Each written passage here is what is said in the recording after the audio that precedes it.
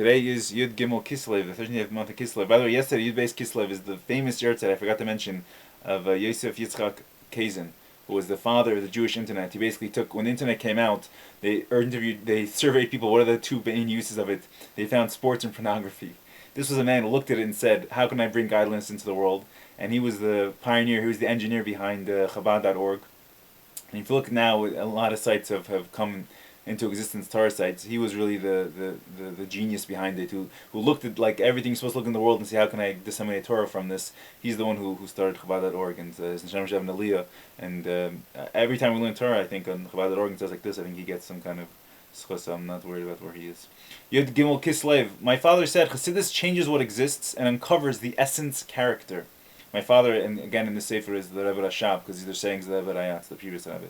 So the essence character of the Jewish person is beyond estimation and assessment, for he is a part of God's essence. And whoever lays hold of the part of the essence is as though he lays hold of it all. Just as the essence is unlimited, so too is the part unlimited. This is similar to tzitzit being on the corner of the same material as the corner of the garment. The existence of the soul as an entity discrete from God's essence is only because God created the soul to be a created being. And Chassidus reveals the essence character of the soul. It's kind of a deep vart, a deep word, a deep thought, a deep meditation.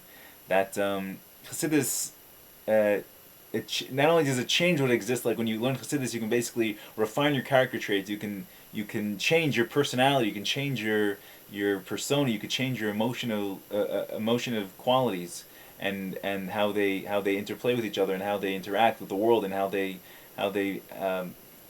function and their functionality in general. And not only that, but it uncovers the essence character, which is the neshama. And he goes on to say what the neshama is. The neshama is basically a part of God's essence, like it's in the second perek of Tanya.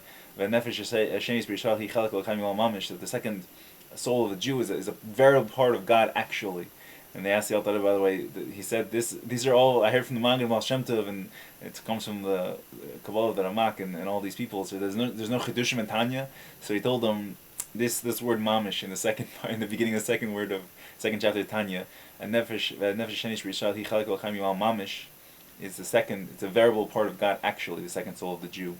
So he's explaining that if you hold on to just a little bit of essence, of infinity, you have the whole infinity. There's no portion of infinity that can be divided that makes it less than infinity. Even one nanoth, whatever, how small you want to make it, if it's of infinity, it's still infinity. So when you have a little part of it inside the Jew, this is everything. Similar to the tzitzis and being on the corner of the garment, but it affects the whole garment. So not only does this change what you have, and basically the change is affecting that the neshama should have affecting nefesh bahamis on the animal soul, and your midas, your emotional attributes should be different. You should have love in proper measure towards things, and fear in proper measure towards things, and unity in proper measure towards things, and same thing with victory and endurance and bonding and all these things, and kingship in a proper measure. But not only that, but you should also, it uncovers the neshama. This is the power of Chassidus.